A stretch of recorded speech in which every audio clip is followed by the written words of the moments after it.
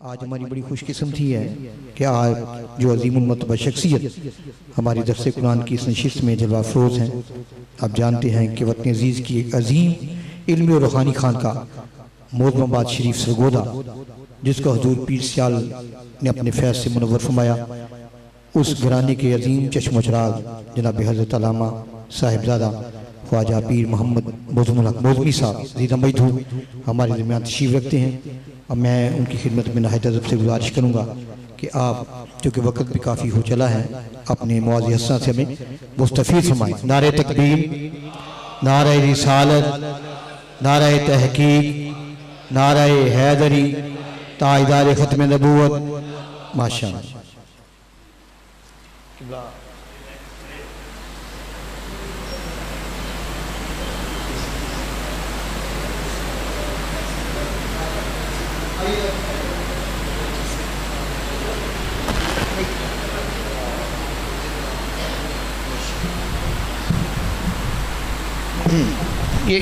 یہ لگائیں گے.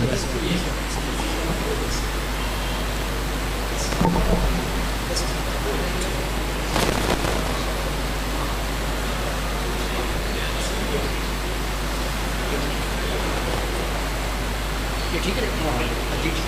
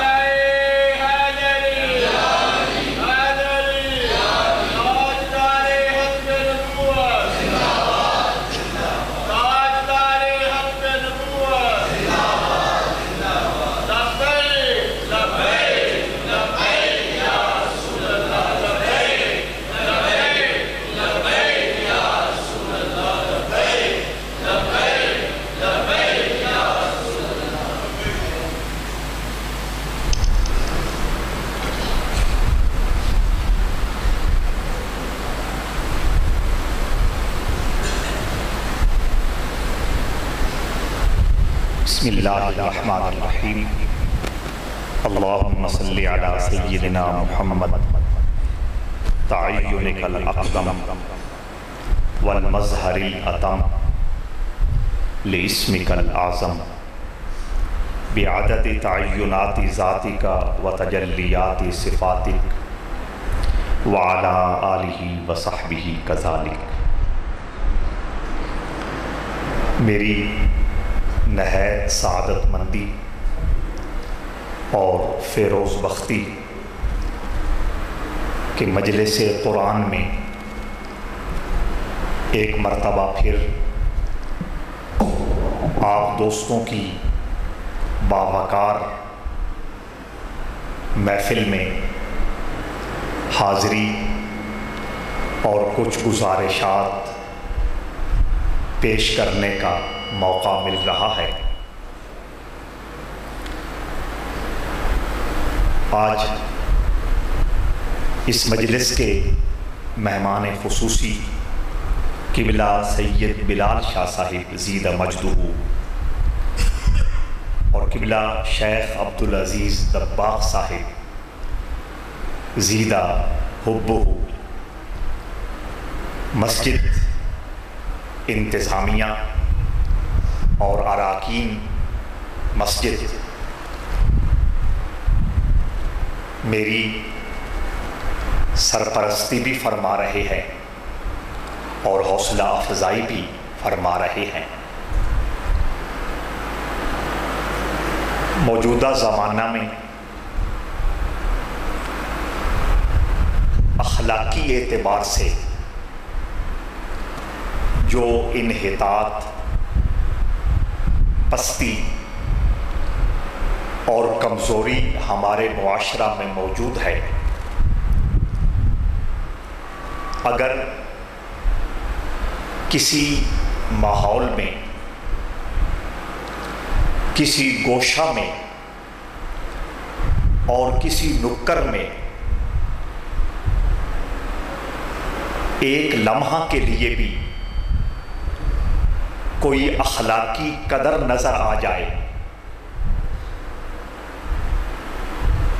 تو علم الاخلاق سے واقفیت رکھنے والا شخص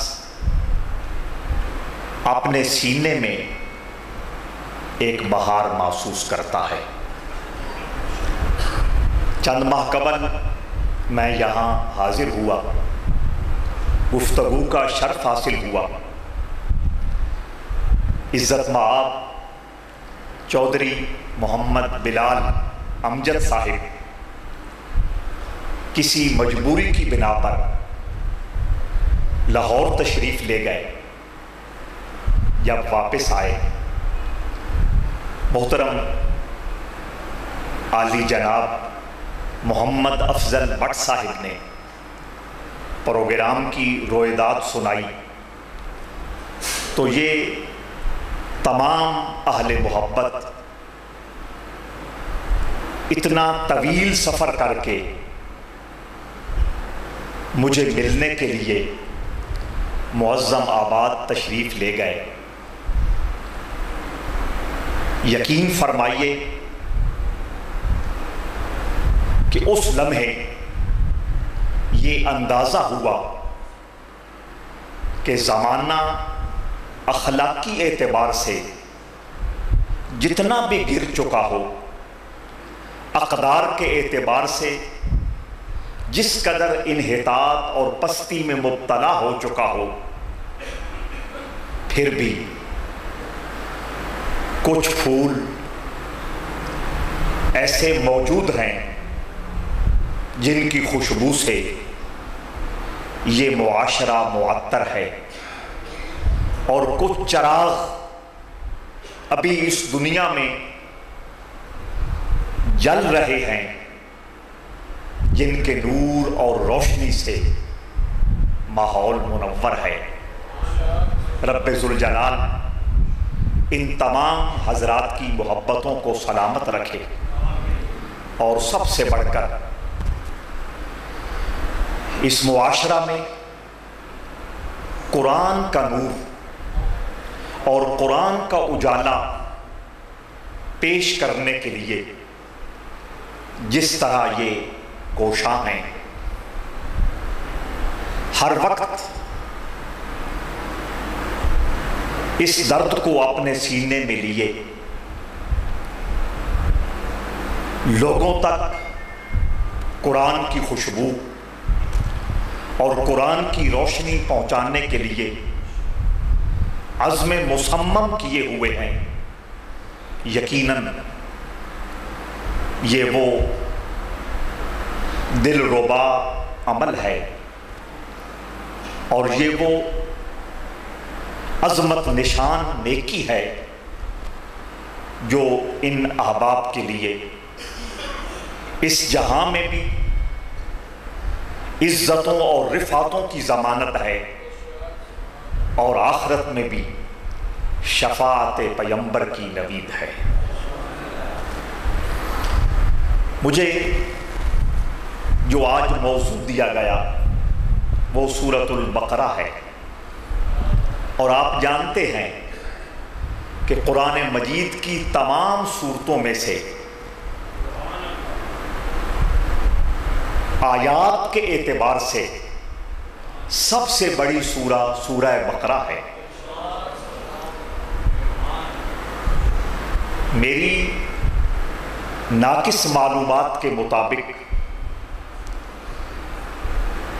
اس کے مضامین کو بیان کرنے کے لیے 3 گھنٹے درکار ہوں گے، لیکن میں آپ سے زیادہ آپ کے معاملات کو بہتر جانتا ہوں۔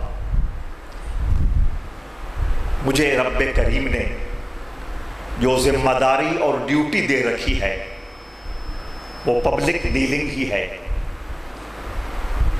رحمت عالم صلی اللہ تعالی علیہ وآلہ وسلم کے مسکین امتیوں سے ہر وقت میرا رابطہ اور ربط ہے، مجھے زمانے کے معاملات کا بھی اندازہ ہے، آپ کے مسائل کا بھی ادراک ہے، آپ کی پریشانیوں کا بھی کما حقہ اعتراف ہے، اور میں آپ کو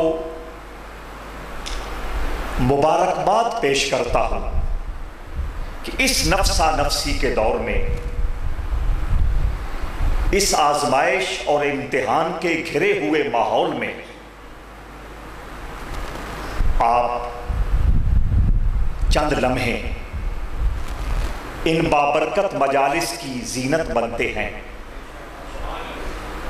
اور اپنے اس باوقار عمل سے اپنی دنیا اور آخرت کو ہر اعتبار سے کامیاب اور کامران کرنے کا انتظام کرتے ہیں۔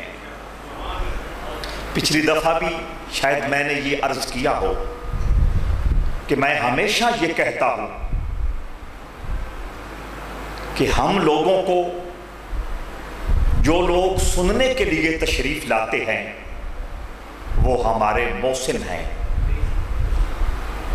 اگر آپ ان بابرکت محافل کی زینت نہ بنے، ان مجالس میں رونق افروز نہ ہوں، تو سپیکر دیواروں کو سنائے گا، کس سے ہم کلام ہوگا، کس سے بات کرے گا؟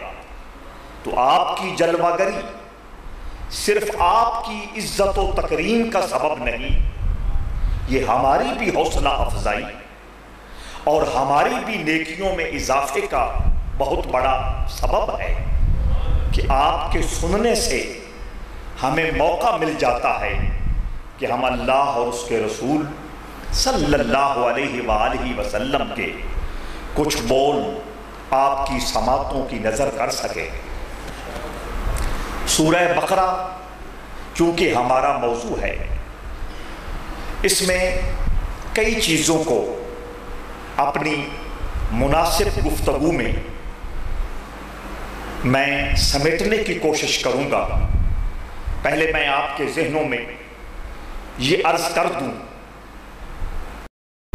کہ یہ پروگرام جو پچھلے مبارک مہینے سے شروع ہوا، ویسے تو 1.5 سال سے شروع ہے، پچھلے مہینے سے اس پروگرام میں جو ایک خوبصورت اضافہ کیا گیا وہ یہ ہے، بقول علامہ نعیم الدین صاحب مدظ ظلہ العالی کے، وہ یہ ہے کہ قرآن مجید کی جو 114 صورتیں ہیں، ان 114 صورتوں میں رب کریم نے جو مضمون بیان فرمائے ہیں، آپ دوستوں تک ان مضامین کی تفصیل پہنچانا ہے کہ اس سورہ میں رب ذوالجلال نے کیا فرمایا، اس سورہ میں کیا فرمایا، اس سورہ میں کیا فرمایا۔ یہ ایک سرسری مطالعہ قرآن مجید کا کرنے اور کرانے کی خوبصورت کوشش کی جا رہی ہے۔ دوستان ذی وقار، قرآن مجید نے خود مجھے اور آپ کو یہ بات واضح کی ہے کہ رسول رحمت صلی اللہ تعالی علیہ وآلہ وسلم کے امت پر جو حقوق ہیں، ان حقوق میں سے ایک حق یہ بھی ہے کہ ہم قرآن کو فالو کریں، قرآن کی تعلیمات پر عمل کریں۔ رب ذوالجلال نے ارشاد فرمایا، فَالَّذِينَ آمَنُوا بِهِ وَعَزَّرُوهُ وَنَصَرُوهُ وَاتَّبَعُوا النُّورَ الَّذِي أُنزِلَ مَعَهُ۔ اس آیت کریمہ میں میرے کریم رب نے میرے کریم رسول کے 4 حقوق بیان کیے ہیں۔ پہلا حق یہ ہے کہ رسالت مآب کی ذات اقدس پر ایمان لایا جائے، دوسرا حق یہ ہے کہ دل سے بھی حضور کی عزت کی جائے اور ظاہر سے بھی حضور کی توقیر بجا لائی جائے، اور واتبعوا النور، اور چوتھا حق یہ ہے پیروی کی جائے کس کی؟ النور، اس نور کی، الذی انزل معہ، جو رب ذوالجلال نے اپنے رسول کے ساتھ نازل فرمایا ہے۔ تو جہاں حضور کی ذات پر ایمان لانا حضور کی محبت کا تقاضا ہے، جہاں حضور کی عزت و توقیر کرنا حضور کی محبت کا تقاضا ہے، حضور کے جملہ آداب کو بجا لانا حضور کی محبت کا تقاضا ہے، وہاں بالکل اسی طرح رب ذوالجلال نے یہ طے کیا ہے کہ مصطفیٰ کریم قرآن کی شکل میں جو کتاب ہدایت لے کر اس عالم آب و گل میں جلوہ فرما ہوئے ہے، اس پورے قرآن کو فالو کیا جائے، اس کے کہنے پہ عمل کیا جائے، اس کی تعلیمات کو مشعل راہ بنایا جائے، اور اس کی نوری ہدایت سے اپنے ظاہر کو بھی روشن کیا جائے اور اپنے باطن کو بھی منور کیا جائے۔ تو اراکین مجلس اور اراکین انتظامیہ قبلہ شاہ صاحب، چودھری صاحبان اور محمد افضل بٹ صاحب کی سرپرستی میں مبارکباد کے لائق ہیں کہ انہوں نے یہ ایک عظیم کوشش شروع کی ہے، اور یہ طے ہے، رحمت عالم صلی اللہ تعالی علیہ وآلہ وسلم نے فرمایا من جد وجد، جو کوشش کرتا ہے وہ پا کے رہتا ہے۔ آپ محبت کے ساتھ، عمل پیہم کے ساتھ، اخلاص کے نور کے ساتھ مالا مال ہو کر اس خدمت باعظمت کو جاری رکھیں، انشاءاللہ رب ذوالجلال ان سننے والوں کے سینوں میں رسول کریم کا یہ حق محبت جو قرآن کی صورت میں رب کریم نے بیان فرمایا ہے ثبت فرمائے گا، اور یہ نوری نوری چہرے قرآن کے نور سے روشن ہوں گے اور قرآن کی تعلیمات سے اپنے سینے کو مدینہ بنائیں گے۔ سورہ بقرہ میں جو رب کریم نے مضامین بیان کیے ہیں وہ بھی عرض کرنے ہیں، اور اس کے ساتھ ساتھ چند آیات کے بارے میں بھی عرض کرنا ہے جن کا تعلق ہمارے مسائل کے ساتھ ہے۔ عموماً اس حوالے سے قرآن کے ساتھ بے مروتی کا طریقہ اختیار کیا جاتا ہے۔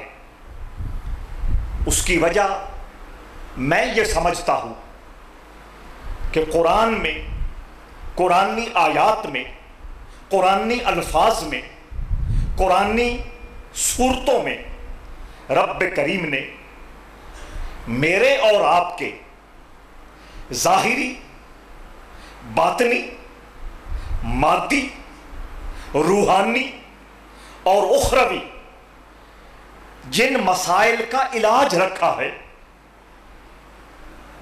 اس علاج سے اکثر گفتگو کرنے والے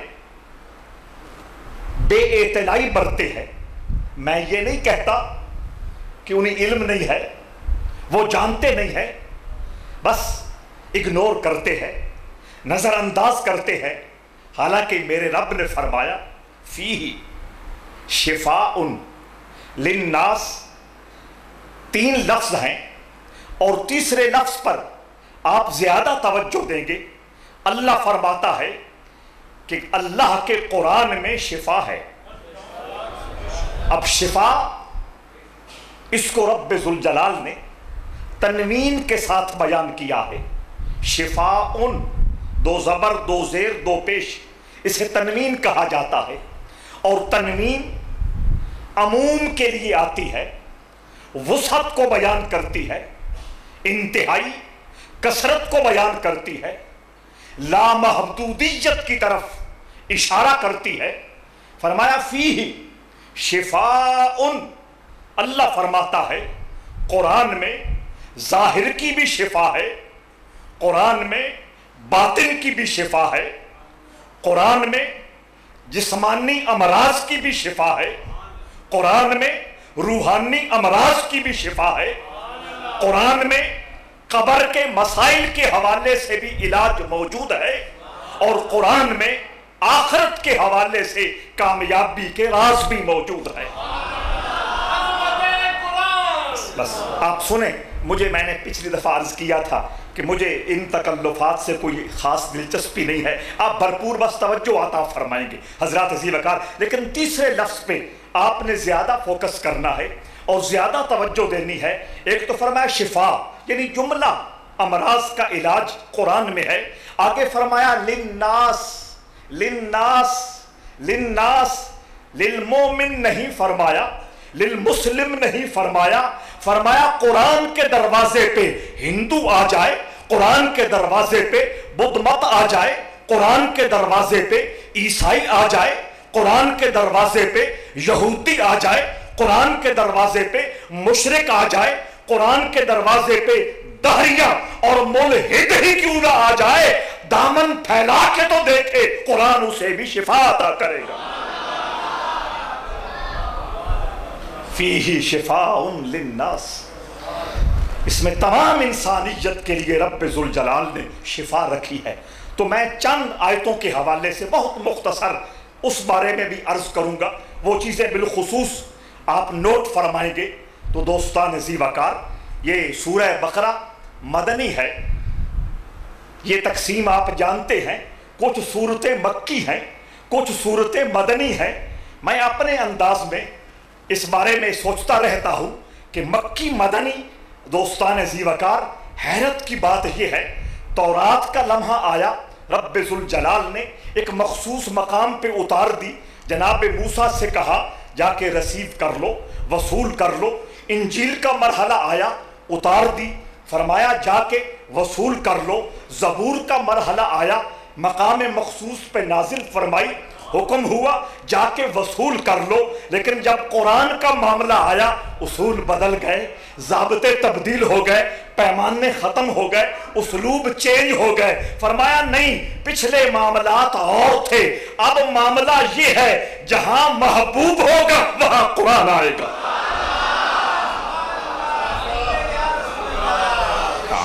اس میں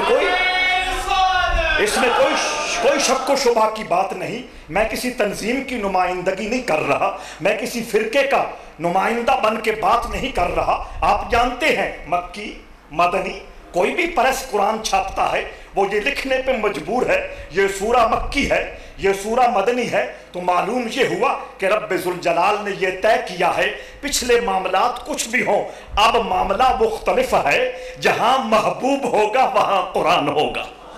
اگر محبوب مکہ کے سرکل میں ہے وہ سورہ مکی کہلائے گی، اگر محبوب مدینہ کے سرکل میں ہے وہ مدینہ کہلائے گی۔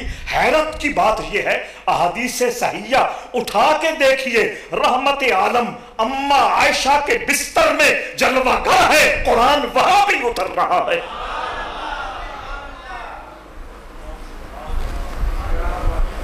اسی لیے ایک مقام پر رب ذوالجلال نے ارشاد فرمایا انہو لقول رسول کریم۔ یہ آیت مبارکہ قرآن میں 2 مرتبہ نازل ہوئی ہے، ایک مرتبہ سورہ تکویر میں نازل ہوئی اور ایک مرتبہ سورۃ الحاقہ اس میں نازل ہوئی۔ سورۃ الحاقہ میں مفسرین نے لکھا ہے کہ انہو لقول رسول کریم کا مطلب یہ ہے کہ اللہ اعلان کر رہا ہے کہ یہ قرآن رسول کریم کا قول ہے۔ زیادہ پیچیدگی میں نہیں جاننا چاہتا اور زیادہ عمیق گفتگو کرنا مناسب نہیں سمجھتا، کیونکہ جس رسول کا یہ قول ہے اس نے ہی میری تربیت کرتے ہوئے فرمایا تھا کلموا علی رؤوس عقولہم، لوگوں کی سمجھ کے مطابق بات کیا کرو۔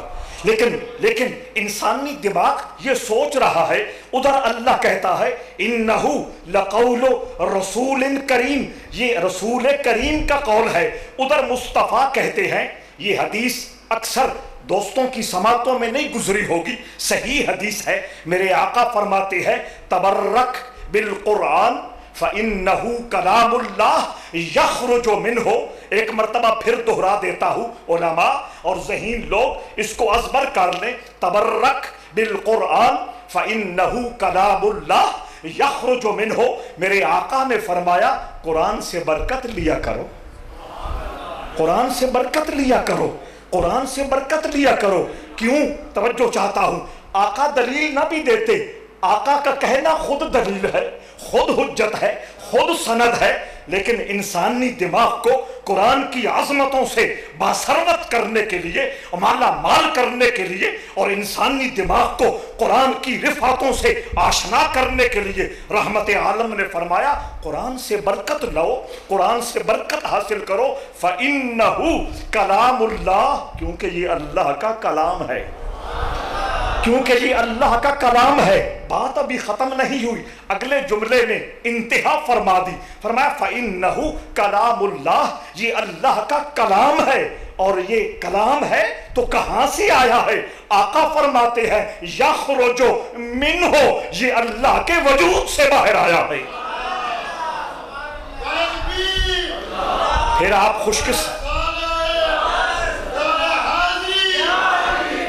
آپ خوش قسمت ہیں کہ نہیں؟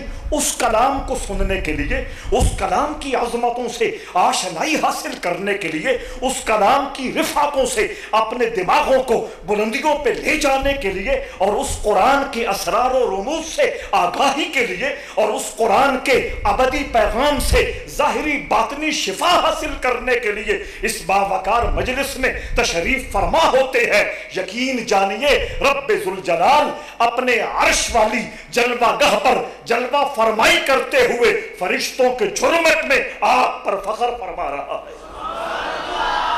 یہ کوئی جذباتی باتیں نہیں ہیں، ہر جملے کے پیچھے میرے مصطفیٰ کریم کا فرمان ہے، حضور کی احادیث موجود ہیں۔ حضرات ذی وقار انہو لقول رسول کریم، یہ رسول کریم کا قول ہے، اللہ یہ کہتا ہے اور مصطفیٰ یہ فرماتے ہیں، یہ اللہ کا کلام ہے، وہ اللہ کے منہ سے نکلا ہے۔ دوستان ذی وقار، قرآن مجید نے ایک دوسرے موقع پہ یہ بات کھول دی، من یطع الرسول فقد اطاع اللہ، جو رسول کی فرما برداری کرتا ہے وہ اللہ کی فرما برداری کرتا ہے۔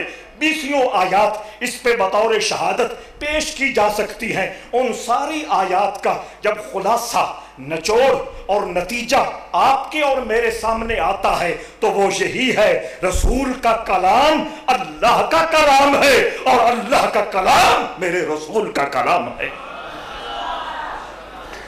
تو یہ ہماری سعادت مندی ہے اور خوش قسمتی ہے کہ سورہ بقرہ جو اللہ کا کلام ہے، اللہ کے قرآن میں موجود ہے، یہ مدنی ہے، یہ مدنی ہے۔ بات یہ چلی تھی مکی اور مدنی، یہ مدنی ہے۔ تو حضرات ذی وقار، سورہ بقرہ یہ مدنی ہے، یعنی یہ مدینہ شریف میں نازل ہوئی۔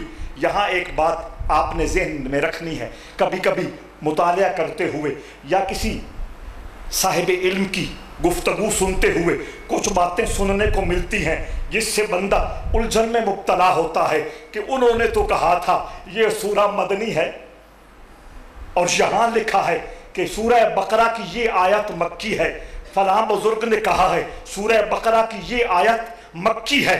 اس بارے میں اپنے ذہن کو شرح صدر دے لو، کانسیپٹ کلیئر۔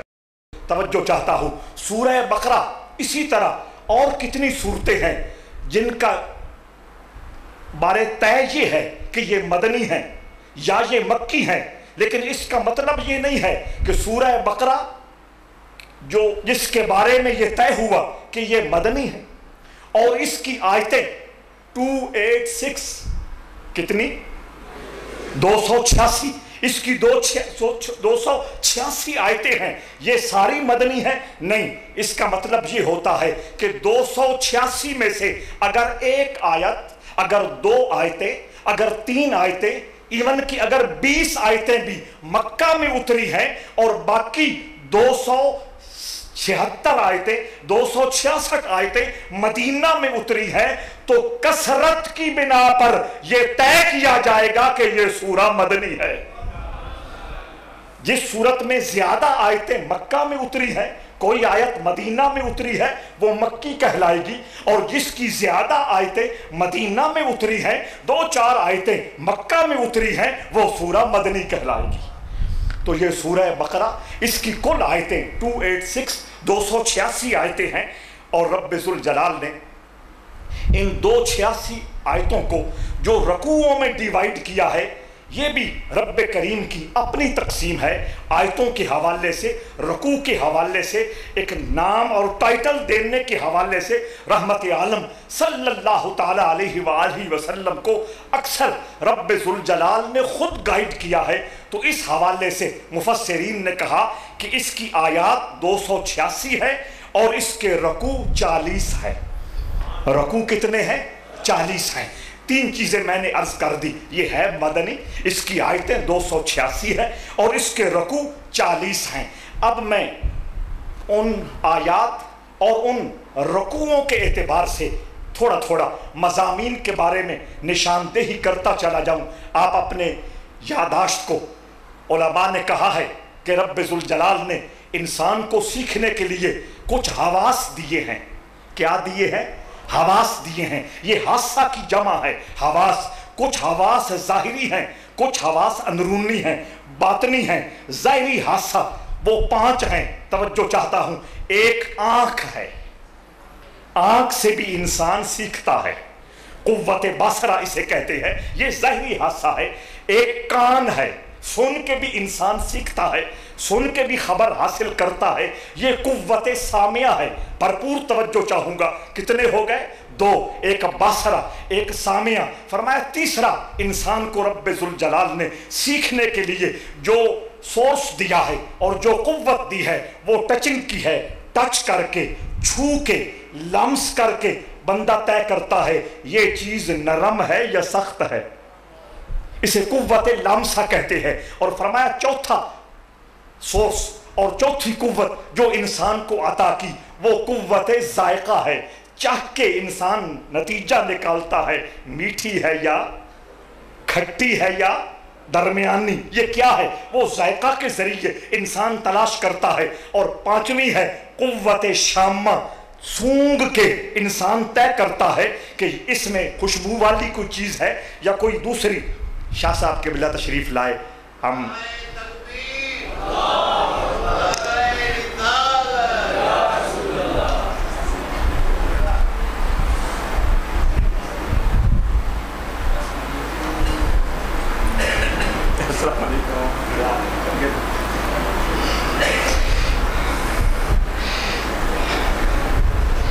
اراکین مسجد اور محترم چودھری صاحبان اور قبلہ افضل بٹ صاحب اور اپنی طرف سے شاہ صاحب کو اس باوقار مجلس میں تشریف آوری پر دل کی گہرائیوں سے خوش آمدید عرض کرتے ہیں. تو میں عرض یہ کر رہا تھا 5واں سورس سیکھنے کا وہ شامہ ہے، سونگھنے والی کیفیت. یہ آپ کو جلدی سمجھ آ جائے گی. قرآن ایک مقام پہ بولتا ہے انی لاجد ریح یوسف. مصر کہاں؟ کنعان کہاں؟ مصر موجودہ لوکیشن میں موجود ہے، کنعان موجودہ لوکیشن میں ملک شام کا حصہ ہے. تو شام اور مصر کے درمیان کوئی 350 کلومیٹر کا فاصلہ تھا. مصر سے حضرت یوسف کا کرتا روانہ ہوا اور کنعان میں بیٹھا بابا یعقوب کہتا ہے انی لاجد ریح یوسف. مجھے یوسف کی خوشبو آ رہی ہے. حضرات عزیز وقار اسی ہاں، اور یاد رکھیں یہ تو قوت شامہ ہے نبی کی جو حضرت یعقوب ہیں. اب ہم اپنے یوسف کی بارگاہ میں پیش ہوتے ہیں. میرے آقا نے فرمایا بوادر النوادر کتاب کا نام ہے. مولانا اشرف علی تھانوی صاحب کی بڑی شہرہ آفاق کتاب ہے. اس کے اندر انہوں نے لکھا ہے رحمت عالم مدینہ شریف میں اپنے आशिकों के गिरोह में शमे महफिल बन के जलवगर थे। अचानक आप फरमाते हैं इन्नी लाजिदु नाफसर रहमानी मिन जानिबिल यमन, मेरे गुलामों और मेरे मुतावालों सुन लो, मुझे यमन की वादियों से अल्लाह के प्यार की खुशबू आ रही है। ये हजरत उवैस करनी की तरफ इशारा होता है। लेकिन चूंकि मेरा मौजू नहीं है कि मैं एक एक हादसे के बारे में बताऊं और एक एक सोर्स जो है कि उसके बारे में बताऊं कि रब्बे जुल जलाल ने हजरत आका करीम सल्लल्लाहु अलैहि वसल्लम को क्या रिफत और क्या शान अता फरमाई थी। मैं ये अर्ज कर रहा हूं, वो आपको याद होगा, मैंने कहा कि सीखने के लिए कुछ सोर्सेज हैं, कुछ जाहिरन जो नजर आने वाले हैं और कुछ अंदर सोर्सेज हैं जिनसे इंसान सीखता है। 5 मैंने अर्ज कर दिए जो जाहिरी सोर्स हैं। अकल उससे आगे है, वही उससे भी आगे है। मेरा मौजू नहीं है वरना मैं उस तरफ चलता। ये 5 सोर्स जो इंसानी वजूद में चमकते हुए नजर आते हैं, और फरमाया फिर कुछ सोर्स अंदर हैं, उनमें एक ख्याल है, उनमें एक शऊर है, उनमें एक वजदान है। चूंकि मैंने सूरह बकरा के मज़ामीन के इर्द गिर्द रहना है, वरना ख्याल, शऊर, वजदान, इन सब पे जरा बात रुक के करता, लेकिन वो फिर झोंपड़ी लग जानी है, बात लंबी हो जानी है। सिर्फ एक को आपको एक तसव्वुर दे रहा हूं कि सीखने के मुख्तलिफ सोर्स हैं और मुख्तलिफ रास्ते हैं और मुख्तलिफ तरीके हैं। तो मैं अर्ज ये कर रहा था कि रब्बे जुल जलाल ने सूरह बकरा मदीना में उतारी। इसकी 286 आयात हैं और इसके 40 रकू हैं, और मौजूदा जो तकसीम हमारे सामने सूरह बकरा की है उसमें मुख्तलिफ मज़ामीन रब्बे जुल जलाल ने बयान फरमाए हैं।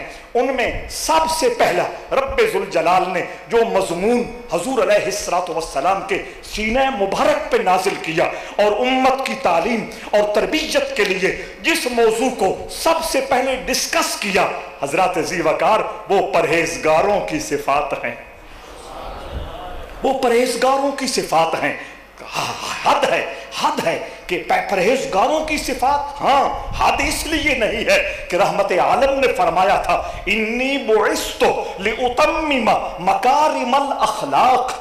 लोगों, अल्लाह ने मुझे इस कायनात के अंदर जो जलवागर फरमाया है, मबऊस फरमाया है, रिसालत नबुव्वत का ताज आता फरमा के इस कायनात के अंदर भेजा है। मुझे इसलिए ही भेजा है कि जो मेरे दामन से वाबस्ता हो जाए वो परहेजगार हो जाए, वो मुत्तकी हो जाए। जब अखलाक की तकमील हो जाती है, मकारिमल अखलाक, जब अखलाक की तकमील हो जाती है, अखलाक खास बुलंदी पे पहुंच जाते हैं, वो मुसलमान आम मुसलमान नहीं रहता, बैठा फर्श पे होता है, उसके राबते अल्लाह के अर्श के साथ जुड़े होते हैं।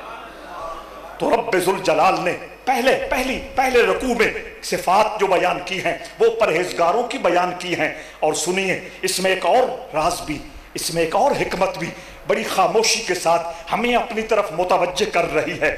जब हुजूर मक्का मुकरमा में थे, हुजूर का मौजू अकायद थे, हुजूर का मौजू अकायद थे। चूंकि वहां शिर्क अपनी पूरी जड़ों के साथ मौजूद था और पूरी तवानाई के साथ उसकी शुरुआत आसमान से जा टकरा रही थी। रहमत आलम जितना अरसा मक्का मुकरमा में जलवा फरमा रहे, हजूर का अमूमी मौजू अकीदा रहा। आप लोगों को बताते रहे अल्लाह वहदहू ला शरीक है, उसका कोई शरीक नहीं है, उसके ये कमालात हैं, उसकी ये सिफात हैं, उसकी ये अजमतें हैं, उसकी ये रिफातें हैं, उसकी ये शाने हैं। मक्का में जितनी सूरतें और जितनी आयात नाजिल हुई बिल उमूम अगर हम उनका मुताला करते हैं और उनको पढ़ते हैं तो ये नतीजा बरामद होता है कि मक्का में हुजूर का मौजू अकीदा था। आप शिर्क का रद्द करते थे, तौहीद का प्रचार करते थे। आप रिसालत व नबुव्वत की रिफातों और शानों का तकरार फरमाते थे। लेकिन जब हुजूर मदीना आ गए, मदीना का माहौल मक्का से मुख्तलिफ था। तवज्जो चाहता हूँ, हुजूर के मुखातब 2 ही तबके थे। एक वो थे जिनके बारे में कुरान ने कहा इम्तहनल्लाहु कुलूबहुम लित्तक़वा लहुम मग़फ़िरतुन व अजरुन अज़ीम। ये जो सहाबा की जमात है ना, अल्लाह ने डायरेक्ट इनके दिलों का इम्तिहान लिया है, और उस इम्तिहान में जमात सहाबा जिनकी तरबियत हुजूर ने की है, जिनकी फिक्र साजी हुजूर ने की है, जिनके सीनों को मार्फत का मदीना मेरे रसूल ने बनाया है, और जिनकी रूहों को मार्फत इलाही की सरशारी मेरे रसूल ने दी है, और जिनके कुलूब को अल्लाह की मोहब्बत का खजीना मेरे रसूल ने अता फरमाया है। फरमाया जब अल्लाह ने इनका इम्तिहान लिया तो 100% नंबर लेकर ये कामयाब हो गए। अब एक जमात हुजूर के सामने वो है, एक तबका वो है जिनसे हुजूर मुखातिब हैं, जिनको हुजूर कुछ बयान करना चाहते हैं, कुछ फरमाना चाहते हैं। और याद रखिए दूसरा तबका यहूद का है। दूसरा तबका ऐसा ही है ना, मक्का में मुशरिकीन थे और मदीना में यहूद थे। यहूद अल्लाह को भी जानते थे और मानते थे, यहूद आसमानी किताब का अकीदा भी रखते थे, यहूद अंबिया और रसूलों को भी जानते और मानते थे, यहूद फरिश्तों को भी मानते थे, यहूद आखिरत को भी मानते थे, यहूद बास बादल मौत मरने के बाद जिंदा होना ये अकीदा भी रखते थे।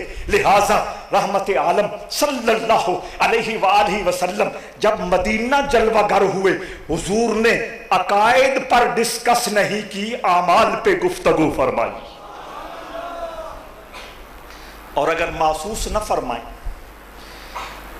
और ज्यादा उलझन फील न करें तो आज के दौर में भी ममलकत इस्लाम में जोर किस पे देना चाहिए? अखलाक पर, इस्लाह अहवाल पर, इस्लाह अहमाल पर। आज के स्पीकर के सामने मस्जिद में जितने लोग बैठे हैं वो अल्लाह की तौहीद को मानने वाले नहीं।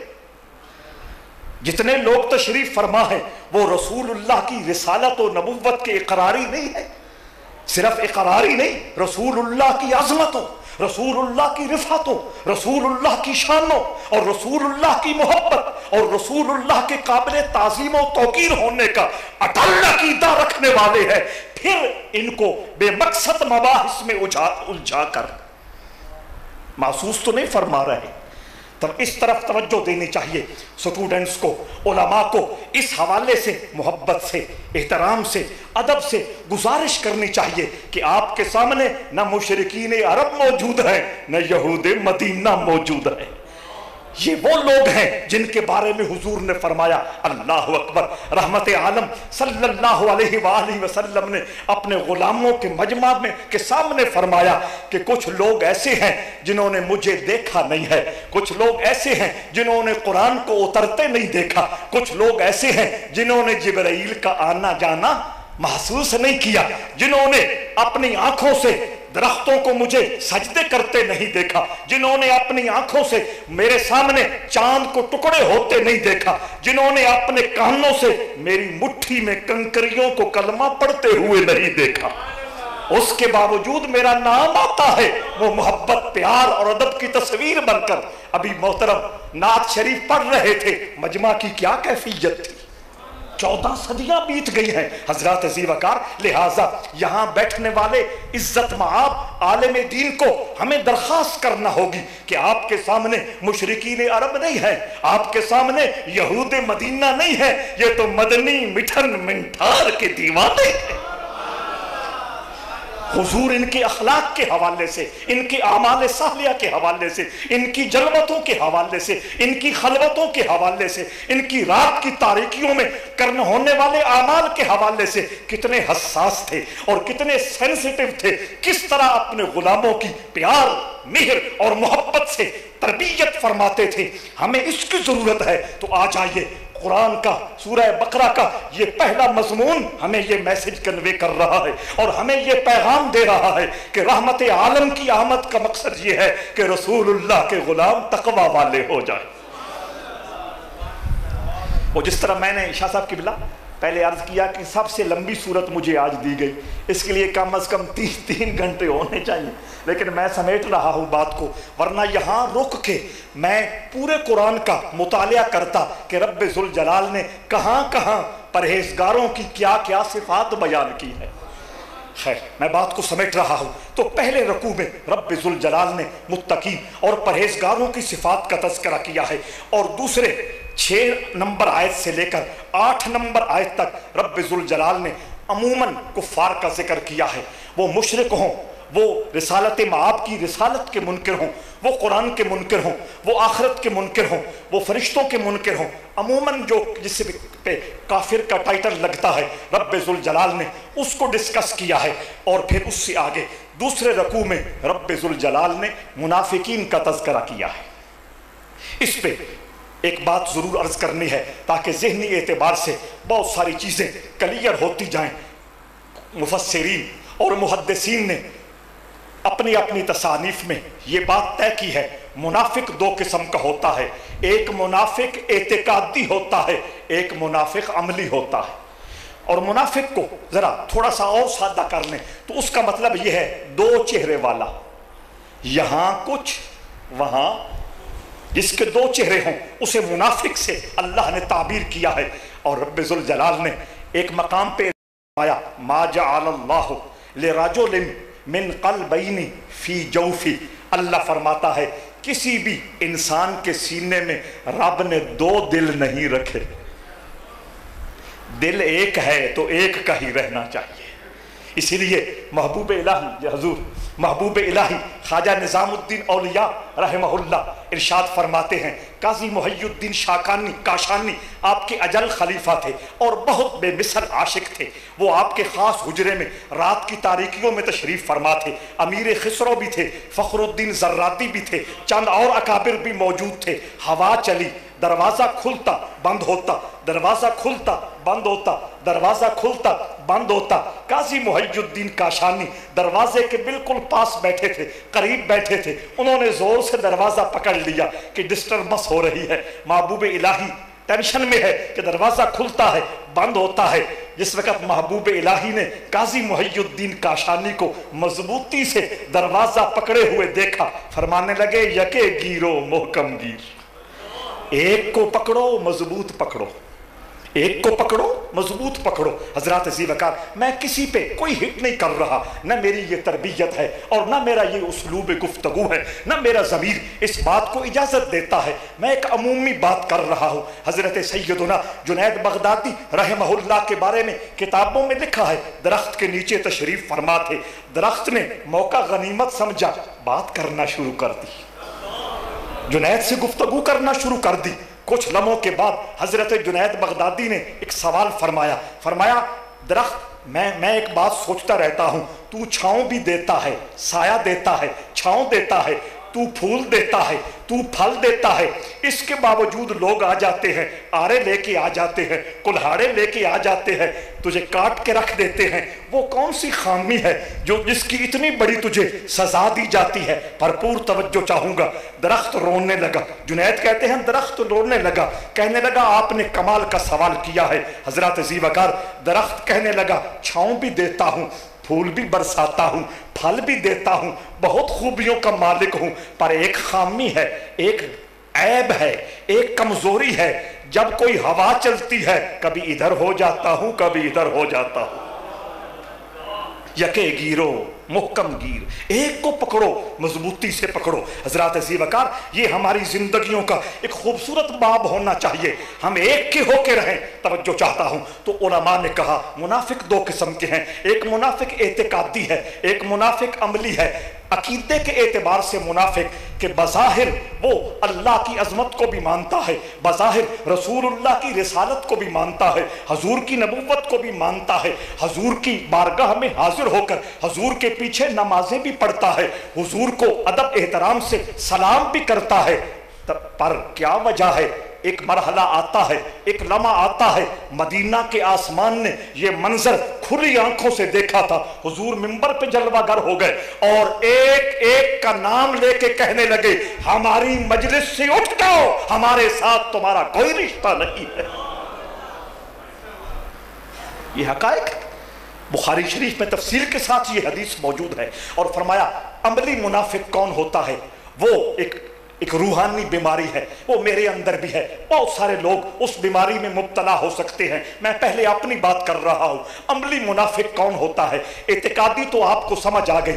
الحمدللہ اعتقادی منافقت ہمارے اندر نہیں ہے. ہم رسول اللہ کے تھے، رسول اللہ کے ہیں، رسول اللہ کے ہو کے اٹھے گے. اعتقادی منافقت ہمارے اندر نہیں ہے. بات ہو رہی ہے عملی منافقت کی. اس کی طرف اشارہ کرتے ہوئے میرے رسول نے خود فرمایا ہے، میں اپنی طرف سے اس کی کوئی وضاحت پیش نہیں کر رہا. رحمت عالم نے خود فرمایا ہے جو عملی منافق ہے اس کی 3 نشانیاں یاد کر لو، 3 نشانیاں نوٹ کر لو. آپ نے پڑھی ہوں گی سیرت کی کتابوں میں، مختلف دیواروں پہ بھی مختلف اداروں نے لکھی ہوتی ہیں، لیکن وہ سرسری ہم پڑھتے ہیں، باریکی میں نہیں جاتے. آج چونکہ باقاعدہ ایک ٹاپک کے طور پہ ہم اسے ڈسکس کر رہے ہیں، آج آپ کو سمجھنا بھی آسان ہوگا اور فیڈنگ بھی آسان ہوگی. حضرات عزیز وقار رحمت عالم نے خود نشاندہی فرمائی ہے کہ عملی طور پر بھی منافقت ہوتی ہے. یا رسول اللہ وہ کیسے؟ میرے آقا نے فرمایا اس کی 3 نشانیاں ہیں اور 3 علامتیں ہیں. یا رسول اللہ آپ ارشاد فرمائیے. فرمایا کچھ بندے ایسے ہوتے ہیں جب بات کرتے ہیں جھوٹ بولتے ہیں. اور فرمایا دوسری نشانی یہ ہے جب وعدہ کرتے ہیں پورا. اور تیسری نشانی یہ بیان فرمائی اگر ان کے پاس کوئی امانت رکھی جائے اس امانت کا حق ادا نہیں کرتے، گڑبڑ ہو جاتی ہے، اس میں خیانت ہو جاتی ہے، اس میں بددیانتی کا عنصر آ جاتا ہے. دوبارہ ریپیٹ کر دیتا ہوں، توجہ چاہتا ہوں. آقا نے فرمایا بات کرے تو جھوٹ بولے، وعدہ کرے تو اس کو پورا نہ کرے، امانت رکھی جائے اس میں خیانت کر ڈالے. آقا نے فرمایا نگاہ محمد میں یہ عملی منافقت کی نشانیاں ہیں. تو قرآن مجید کی ان آیات کی روشنی میں ہمیں اس حوالے سے بھی اپنا جائزہ لینا ہے. مجھے بڑی خوشی ہوئی، اپنا محمد افضل بٹ صاحب قبلہ فرما رہے تھے کہ پچھلے درس مبارک میں مجلس میں درس قرآن میں قبلہ نعیم الدین الازہری صاحب فاضل بھیرا شریف تشریف لائے اور انہوں نے بتایا کہ حضرت عمر بن عبدالعزیز رحمہ اللہ جب سورت فاتحہ پڑھتے تھے ایک ایک آیت ٹھہر ٹھہر کے پڑھتے تھے. الحمدللہ رب العالمین وقفہ کرتے تھے، گویا انتظار کر رہے ہوتے تھے میرا رب میری آمد کو قبول کر رہا ہے یا نہیں. الرحمن الرحیم یوں وقفہ کر کے تو وہ علامہ صاحب بتا رہے تھے کہ اس کا بڑا بہترین فیڈ بیک ملا ہے. لوگوں نے سورت فاتحہ آہستہ آہستہ ٹھہر ٹھہر کے شکستہ انداز میں پڑھنا شروع کر دی ہے. تو یہ اصل میں ان مجالس قرآن کا حقیقی مقصد یہ ہے کہ ہمارے من میں جو روحانی کمزوریاں ہیں اور روحانی خامیاں ہیں ہم ان کے علاج کی طرف متوجہ ہوں. حضرات عزیز وقار اور چوتھا مضمون جو اللہ رب العزت نے اس سورہ بقرہ میں بیان فرمایا وہ قرآن کے منکرین جو ہیں میرے رب نے باقاعدہ ان کو چیلنج فرمایا ہے.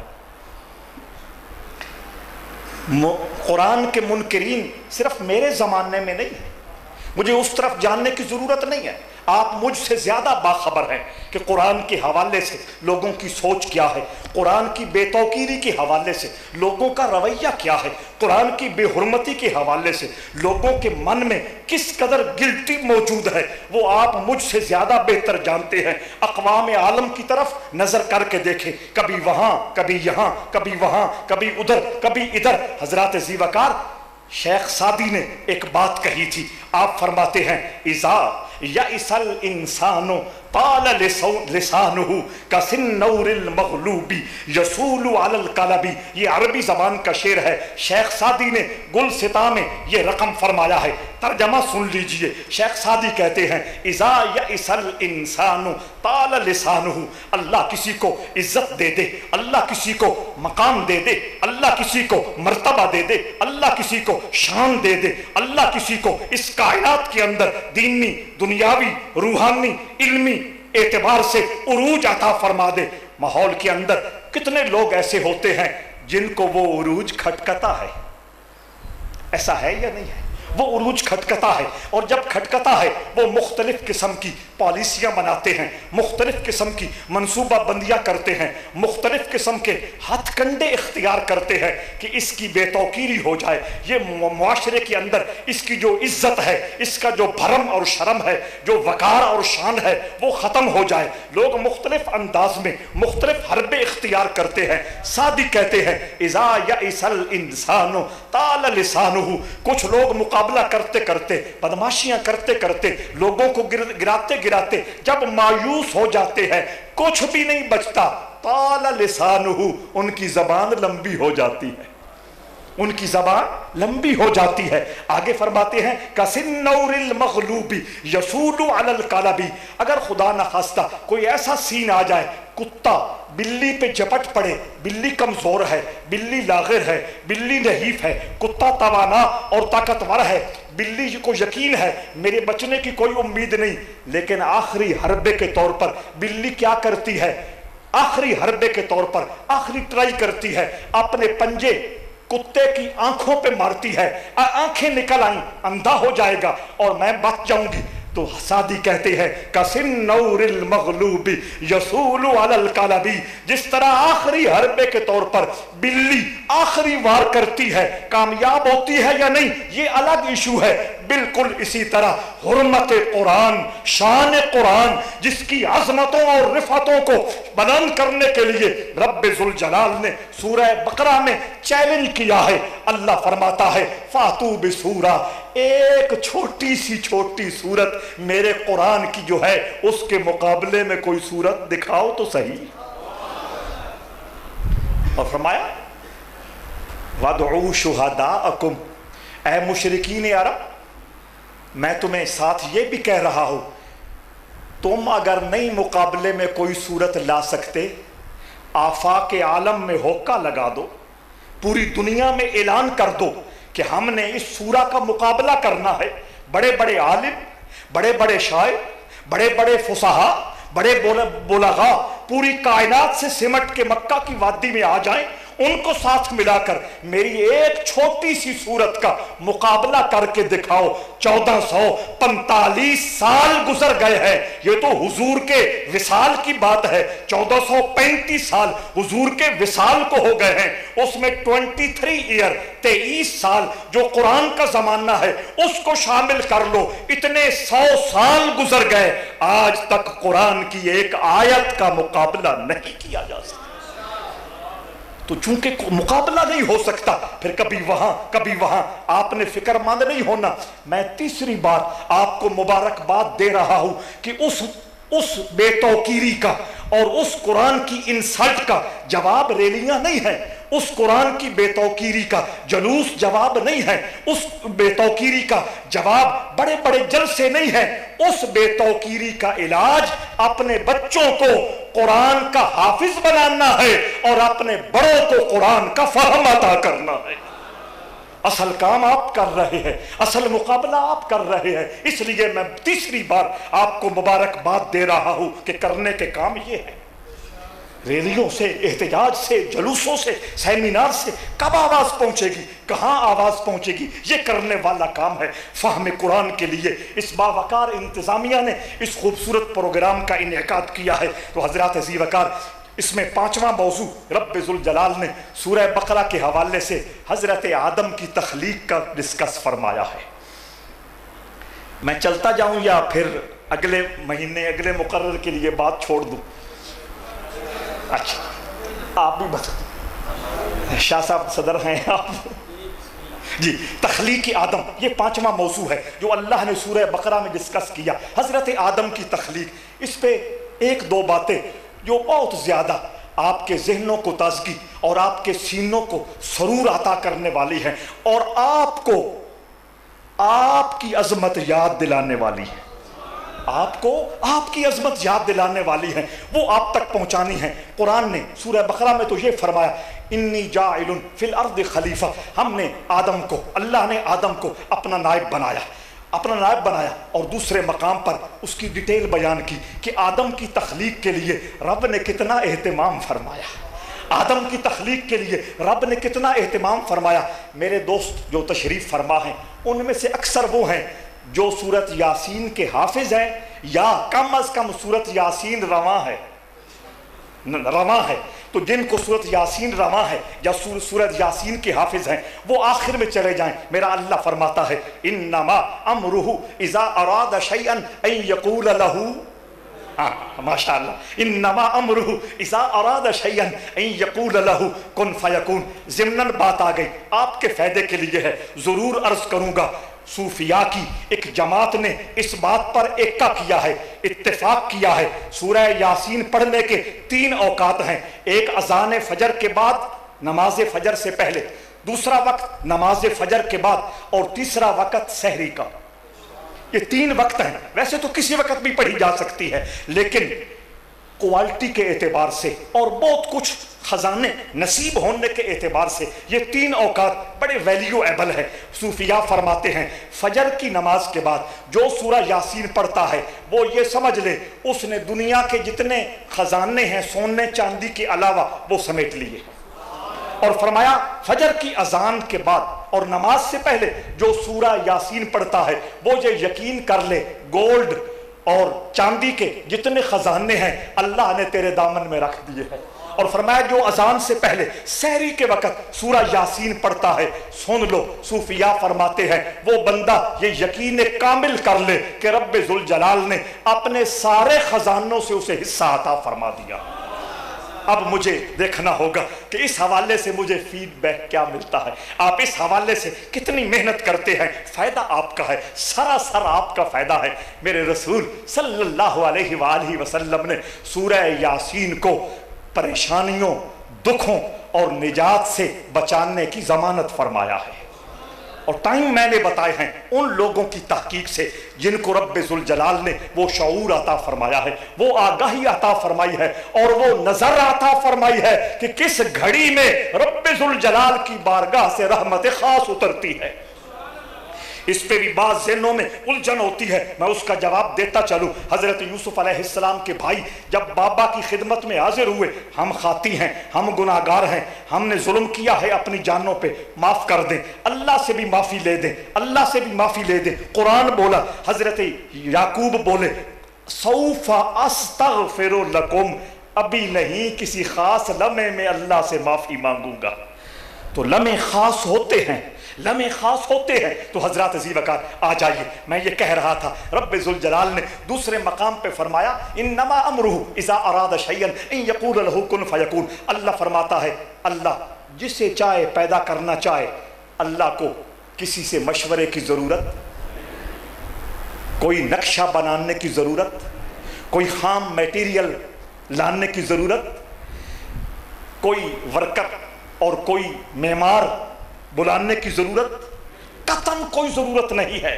اللہ سوئی کو پیدا کرنا چاہے، اللہ جہاز کو پیدا کرنا چاہے، اللہ مٹی کو پیدا کرنا چاہے، مٹی کے ذرے کو پیدا کرنا چاہے، پہاڑ کو پیدا کرنا چاہے، آسمان کو پیدا کرنا چاہے، اس کی روٹین یہ ہے، وہ کہتا ہے کن ہو جا، وہ چیز ہو جاتی ہے۔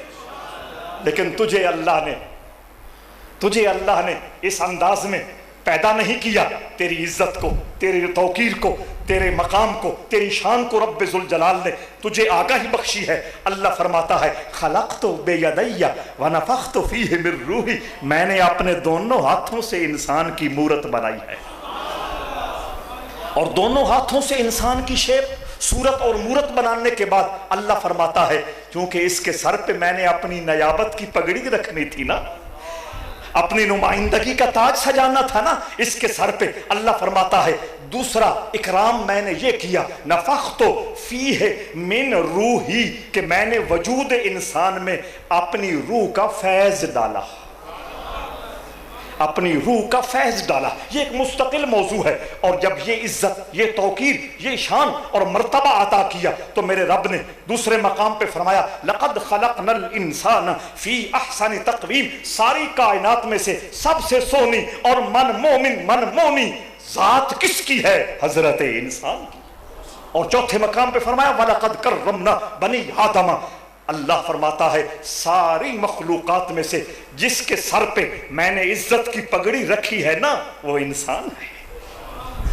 اور ایک جملہ محبوب عالم صلی اللہ علیہ وآلہ وسلم کا یہاں ایڈ کر لیجئے اور اپنی عزت و توقیر کو ہمیشہ نہ بھولیے۔ میرے آقا فرماتے ہیں، توجہ چاہتا ہوں، مشکات میں چاندنی کی طرح چمکتی ہوئی یہ حدیث نظر آتی ہے۔ میرے آقا فرماتے ہیں رب نے انسان کو اپنی صورت پہ پیدا فرمایا ہے۔ رب صورت سے پاک ہے، رب صورت سے پاک ہے، وہ پاک ہے۔ آقا فرماتے ہیں اپنی صورت سے پیدا کیا ہے، وہی نفخت فیہ من روحی۔ یہ جواب ہے اس حدیث طیبہ کا۔ آقا فرماتے ہیں کہ در حقیقت اللہ یہ فرما رہا ہے کہ میں نے اپنے کمالات کا منبع حضرت انسان کو بنا دیا۔ لہٰذا آج کے بعد اس حوالے سے مجھے اور آپ کو اپنے بارے سوچنا ہوگا اللہ نے کتنی عزت دی ہے، توقیر دی ہے۔ حضرات عزیز وقار، اور اگلے مضمون جو سورہ بقرہ میں بیان ہوا وہ بنی اسرائیل کا تذکرہ ہے۔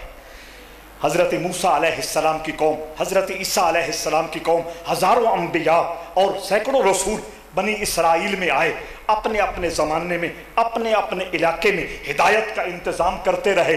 ان کے مقدر میں کتنی ہدایت تھی، کتنی نہیں تھی، وہ تفصیلات ساری مختلف صورتوں میں موجود ہیں۔ اور اگلے مضمون میں رب ذوالجلال نے خانہ کعبہ کی تعمیر کا ذکر کیا۔ ان اول بیت وضع للناس الذی ببکہ وَإِذِ ابْتَلَىٰ إِبْرَاهِيمَ رَبُّهُ بِكَلِمَاتٍ فَأَتَمَّهُنَّ قَالَ إِنِّي جَاعِلُكَ لِلنَّاسِ إِمَامًا۔ حضرت ابراہیم خلیل اللہ اور حضرت اسماعیل وَإِذْ يَرْفَعُ إِبْرَاهِيمُ الْقَوَاعِدَ مِنَ الْبَيْتِ وَإِسْمَاعِيلُ رَبَّنَا تَقَبَّلْ مِنَّا إِنَّكَ أَنْتَ السَّمِيعُ الْعَلِيمُ۔ یہ وہ موضوع ہے جو آپ کا اجنبی نہیں ہے، نامانوس موضوع نہیں ہے۔ ہر سال ذوالحج کے مہینہ میں علماء کرام اپنے اپنے انداز میں اور اپنے اپنے سرکل میں اس پہ روشنی ڈالے رہتے ہیں، لیکن چونکہ یہ مضمون ہے اس لیے میں نے اس کا ذکر کر دیا۔ اور انہی آیتوں کے آس پاس میرے رب نے ایک اور مضمون بھی چھیڑا، اس کی طرف میں آپ کی بہت توجہ کراؤں گا، چونکہ میں نے کہا کہ یہ سورہ مدنی ہے، یہ سورہ مدنی ہے۔ اور میں نے یہ بتایا مدینہ میں یا مسلمانوں کی جماعت تھی یا یہودیوں کا کارواں تھا۔ اللہ اکبر۔ آ جائیے انہی آیتوں کے آس پاس میرا رب فرماتا ہے الذین آتیناہم الکتاب یعرفونہ کما یعرفون ابناءہم۔ میرا اللہ فرماتا ہے میرا محبوب آ گیا، میرا محبوب اپنی ساری عظمتوں، رفعتوں اور شانوں کے ساتھ، اے یہود مدینہ تمہارے اندر جلوہ گر ہو گیا، کیا تم اسے جانتے نہیں ہو؟ قرآن نے سورہ اعراف میں فرمایا الذین یتبعون الرسول النبی الامی الذی یجدونہ مکتوبا عندہم فی التوراۃ والانجیل۔ اللہ فرماتا ہے رسول کے تذکرے سے تورات بھی بھری پڑی ہے، انجیل بھی بھری پڑی ہے۔ تو یہود کہتے تھے نا ہم تورات والے ہیں، رب کہتا ہے تم کہتے ہو تم نہیں جانتے میرے رسول کو، تم نہیں جانتے میرے رسول کی شان کو، تم نہیں جانتے میرے رسول کے مقام اور مرتبے کو، تم نہیں جانتے کہ یہ آمنہ کا لال ختم نبوت کا تاج سجا کے آیا ہے۔ ہاں اللہ اکبر۔ اللہ فرماتا ہے الذین آتیناہم الکتاب یعرفونہ کما یعرفون ابناءہم۔ اور اسی سورہ بقرہ میں دوسرے مقام پہ فرمایا وکانوا یستفتحون من قبل۔ اب اجنبی بن گئے ہو، اب پرے پرے پھرتے ہو، اب حضور کے دامن سے وابستگی اختیار نہیں کرتے، تمہیں کیا ہو گیا ہے؟ یہ تو وہی آمنہ کا لال ہے جس کی آمد سے پہلے تمہیں کوئی مشکل پڑتی تھی، تم اس کا نام لے کر میری بارگاہ میں وسیلہ پیش کرتے تھے۔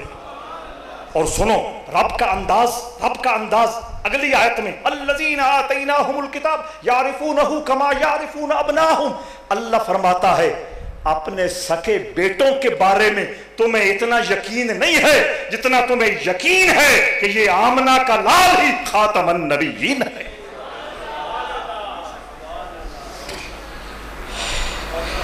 حضرات عزیز وقار، اور اسی طرح رب ذوالجلال نے اسی سورہ میں تحویل قبلہ شریف کی تبدیلی کا یہ مضمون بھی آپ اکثر سیرت کی کتابوں میں اور علماء سے سنتے رہتے ہیں۔ صرف یہ عرض کرنا ہے حضور کا دل دکھا تھا، یہود مدینہ نے کہا تھا نماز بھی اپنی پڑھ لی، روزے بھی اپنے رکھ لیے، حج کا طریقہ بھی اپنا سکھلا لیا، باقی سارے معمولات اور عبادات بھی اپنے سٹائل میں کرنے لگے۔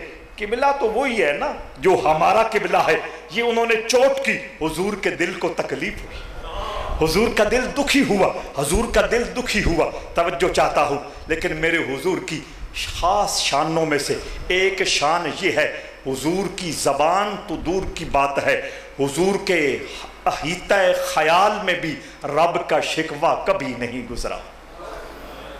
ये एक अलग मौजू है, मुस्तकिल मौजू है। ज़बान से शिकायत ये तो और बात है, हुजूर के ख्याल के जहान में भी रब का शिकवा कभी नहीं गुजरा। लेकिन बतौर इंसान और बतौर बशर बातों से तकलीफ होना एक फितरती अमल है। हुजूर दुखी हुए, शिकवा नहीं रब से कर रहे, बस दुखी बैठे हैं।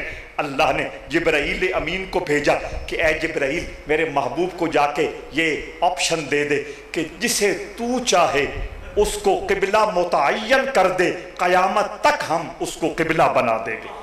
फ़लनुवल्लियन्नका क़िब्लतन तर्दाहा। हज़रात अज़ीज़ वक़ार, ये भी इसी सूरह बकरा में आयत करीमा है। और इससे आगे जो मज़मून रब्बे ज़ुल जलाल ने सूरह बकरा में आखिरी 23 रकू में, कितने रकू में?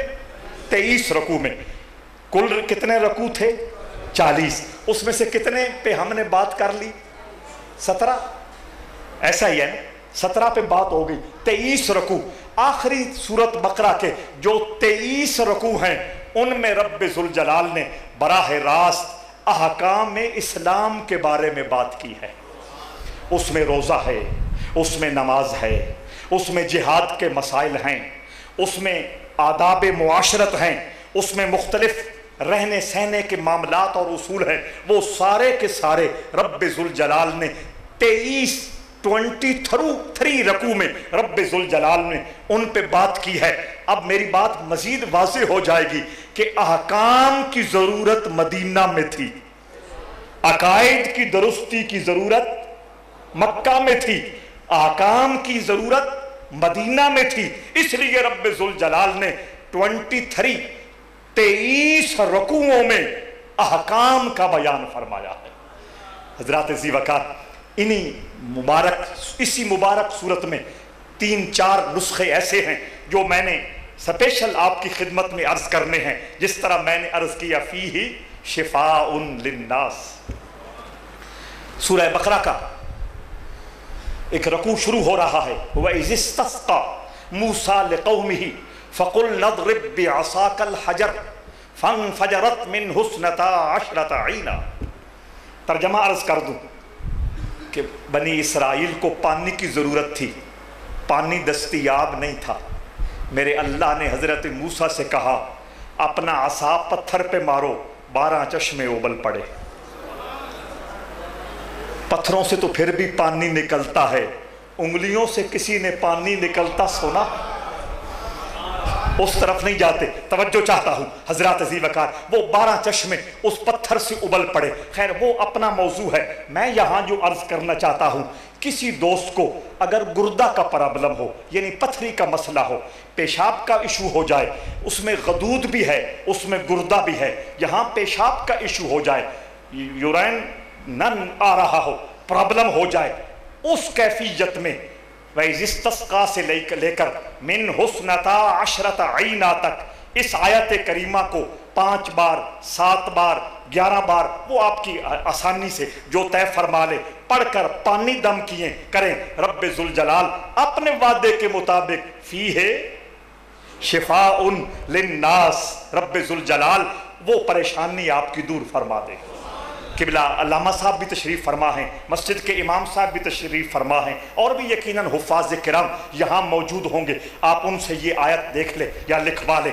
और इसी तरह इसी सूरह बकरा में एक आयत करीमा वो है जिसके बारे में बुज़ुर्गों ने फरमाया है, जिसकी यादाश्त कम हो, एक या जो बच्चा कुरान मजीद हिफ्ज़ कर रहा हो और उसका हिफ्ज़ कमज़ोर हो, या हिफ्ज़ कर ले और उसको याद ना हो, यादाश्त कमज़ोर हो, या हिफ्ज़ कर रहा हो, कमज़ोरी वाक़ई हो रही हो, या हिफ्ज़ कर चुका हो और वो चाहे कि मेरा दोबारा कुरान याद हो जाए, तो वो बुज़ुर्ग फरमाते हैं कि इसी सूरह बकरा का जो दूसरा पारा है, सयक़ूलुस सुफ़हा, उसका जो चौथा रकू है, उसकी पहली आयत इन्न फ़ी ख़ल्क़िस समावाति वल अर्दि वख्तिलाफ़िल लैलि वन नहार वल फ़ुल्किल लती तजरी फ़िल बहर लआयातिल लिक़ौमिन याक़िलून तक एक आयत रात सोते वक़्त 10 मरतबा पढ़ने का मामूल बना लें, यादाश्त बेहतर हो जाएगी। حفظ میں آسانی ہو جائے گی، اور جو یاد کر کے بھلا چکا ہے ریگولر اس کو پڑھے، رب کریم اس کو قرآن کی دوبارہ حفظ والی سعادت عطا فرما دے گا۔ تو یہ دو آیتیں اس حوالے سے بڑی خصوصیت کی حامل ہیں، اور تیسرا اسی حوالے سے شفا کے حوالے سے، برکت کے حوالے سے آیت الکرسی، اس کی کیا کیا صفات بیان کروں، کیا کیا شان بیان کروں، وہ بھی تو سورہ بقرہ کا حصہ ہے۔ رحمت عالم نے فرمایا قرآن کی جتنی آیتیں ہیں ان آیتوں میں سب سے بلند مرتبہ آیت الکرسی ہے۔ اور اس حوالے سے میں حضور علیہ الصلوۃ والسلام کا ہی بتایا ہوا فرمان آپ کی خدمت میں عرض کر رہا ہوں، سنیے اور عمل کیجئے، معمول بنائیے، پکا معمول بنائیے، کچھ بھی ہو جائے اس معمول کو ترک نہ ہونے دیجئے۔ رحمت عالم نے فرمایا فرض نماز پڑھنے کے بعد جو آیت الکرسی ایک بار پڑھے گا، میں ضمانت دیتا ہوں جب وہ دنیا سے رخصت ہوگا اس کی روح براہ راست اللہ کی جنت کی بہاروں میں جائے گی۔ یعنی اگر میں اور آپ چاہتے ہیں کہ بغیر حساب کتاب کے اللہ کے دربار میں پیش ہو جائیں، آج سے یہ وظیفہ بنا لیں کہ فرض نماز کے بعد آیت الکرسی ایک مرتبہ پڑھنی ہے۔ اور ایک اور بہت ساری چیزیں اس وقت میرے ذہن اور میرے دل میں موجود ہیں، لیکن سب بیان کرنا ممکن نہیں، صرف ایک اور عرض کر کے بات کو سمیٹ رہا ہوں۔ آپ کا کوئی فرزند، آپ کا کوئی بھائی، آپ کا کوئی رشتہ دار، آپ کا کوئی دوست، آپ کا کوئی جاننے والا سفر پہ جانے لگے، رحمت عالم صلی اللہ علیہ وآلہ وسلم نے فرمایا جب وہ جانے لگے، این جب روانگی کا وقت ہو، آیت الکرسی پڑھ دے۔ سنیں آقا فرماتے ہیں یہ ہو ہی نہیں سکتا آپ نے آیت الکرسی پڑھی ہو اور وہ دوبارہ آپ سے ملاقات نہ کرے، ضمانت دی ہے۔ اور اس سے اگلا جملہ بھی حدیث میں موجود ہے، میرے آقا نے فرمایا اگر اللہ کے علم میں ہے کہ اب اس بندے کی آیت الکرسی پڑھنے والے سے ملاقات ممکن نہیں ہے تو آیت الکرسی پڑھنے والے کو اللہ آیت الکرسی پڑھنا بلا دے گا۔ اتنا گزٹڈ عمل ہے، اتھارٹی والا عمل ہے، تو اس کو معمول بنائیں۔ خود سفر پہ جانے لگے، گھر والوں سے کہیں، اپنے دوستوں سے کہیں دوست آیت الکرسی پڑھ دے، تو اس عمل کو اپنا محبوب عمل سمجھ کے اور اپنی حفاظت کا شاندار ذریعہ سمجھتے ہوئے اپنی زندگی میں اختیار کریں۔ اور اگر کوئی تھوڑی اور محنت کر لے، تیسرا اس کا میں عرض کر رہا ہوں، کوئی اور تھوڑی محنت کر لے، آپ نہیں کر سکتے، گھر والوں کی ڈیوٹی لگا دے، وہ محنت کر لیں۔ ایک بار محنت کرنی ہے، 41 دن محنت کرنی ہے، لیکن اس کا نتیجہ پھر آپ خود دیکھیں گے، مجھے دعوے کرنے کی ضرورت نہیں ہے۔ 313 مرتبہ روزانہ کسی وقت بھی آیت الکرسی کا معمول بنا لیں، 41 دن بغیر ناغے کے ہمت کر جائیں، اس عمل کو مکمل کر لیں۔ اللہ رب العزت اپنی اس مبارک آیت کی برکت سے اگر کوئی سایہ، کوئی جادو، کوئی بندش اس قسم کا ایشو ہے وہ یقیناً دور فرمائے گا اور آئندہ کے لیے حفاظت کی ضمانت دے گا۔ تو یہ بھی سورہ بقرہ میں موجود ہے۔ اور حضرات ذی وقار، اور اس کی آخری سورہ، اس کی آخری آیت جو دعا ہے، ربنا ولا تحملنا ما لا طاقت لنا به واعف عنا واغفر لنا وارحمنا انت مولانا فانصرنا علی القوم الکافرین۔ میرے آقا نے فرمایا آیت الکرسی، سورہ فاتحہ اور سورہ بقرہ کی یہ آخری آیت اللہ کے خزانوں میں سے ایک خزانہ ہے۔ لہٰذا آ جائیے رحمت عالم صلی اللہ علیہ وآلہ وسلم کا ایک ارشاد سن کے گفتگو کو دعا کی طرف بڑھاتے ہیں۔ حضرت عبیدہ ملیکی رضی اللہ تعالیٰ عنہ صحابی رسول ہے، بہقی شریف میں یہ حدیث موجود ہے۔ بطور خاص آج کی اس باوقار مجلس کے لیے میں نے اس حدیث کا چناؤ اس لیے کیا کہ کیونکہ میں نے شروع میں کہا تھا یہ مجلس قرآن ہے، تو آقا نے فرمایا یا اہل القرآن، یا اہل القرآن۔ یہ اہل قرآن کا ٹائٹل ہمارا ہے، ہم نے ویسے ہی کسی کو دے دیا، اس پہ آپ غور کریں جی۔ وہ تو منکرین حدیث ہیں، ایسا ہی ہے جنہیں ہم اہل قرآن کہتے ہیں، اہل قرآن ہم ہیں، اور یہ اہل قرآن کا ٹائٹل رسول اللہ نے ہمیں دیا۔ یا اہل القرآن، آقا فرماتے ہیں اے قرآن کی عظمتوں کو ماننے والوں، لا تتوسد القرآن، قرآن کو تکیہ نہ بناؤ، تکیہ نہ بناؤ۔ اس کے کئی معنی ہو سکتے ہیں، لیکن ایک سادہ سی بات کرنا چاہتا ہوں۔ تکیہ آگے رکھتے ہیں یا پیچھے رکھتے ہیں؟ پیچھے رکھتے ہیں نا، سہارا لینے کے لیے، ٹیک لگانے کے لیے۔ لا تتوسد القرآن، آقا فرماتے ہیں قرآن رہبر ہے، اس کو آگے رکھو۔ پیچھے رکھو گے قرآن بھولے گا، پیچھے کرو گے قرآن کی تعلیمات سے غافل ہو جاؤ گے۔ قرآن کو رہبر بناؤ، پیشوا بناؤ۔ آپ کو یاد ہے رحمت عالم نے میدان عرفات میں کتنی کھلی بات کی تھی۔ آقا نے فرمایا تھا لگتا ہے کہ آج آخری ملاقات ہے، آج کے بعد اس طرح مجمع میں اس مقام پر تمہارا اور میرا ملنا امپاسبل، ناممکن ہے، لیکن میں تمہیں بے آسرا، بے سہارا زمانے کے رحم و کرم پہ چھوڑ کے نہیں جا رہا۔ میں دو چیزیں تمہارے اندر چھوڑ کے جا رہا ہوں، ایک اللہ کا قرآن ہے، دوسرا میری آن ہے۔ توجہ ہے یا نہیں؟ یہ واضح حدیث ہے۔ تو حضور علیہ السلام نے فرمایا یا اہل القرآن لا تتوسدوا، اے قرآن والو قرآن کو پیچھے نہ کرو، قرآن کو رہبر رکھو، قرآن کو امام بناؤ، اس کی تعلیمات کو سمجھو، اس کے اندر جو بصائر ہیں، جو حقائق ہیں، جو اسرار ہیں، جو رموز ہیں، جو تعلیمات ہیں، جو تہذیب و تمدن کی اسلوب ہے، جو شفائے ظاہری اور باطنی کے نسخہ جات ہیں، ان کو اختیار کرو۔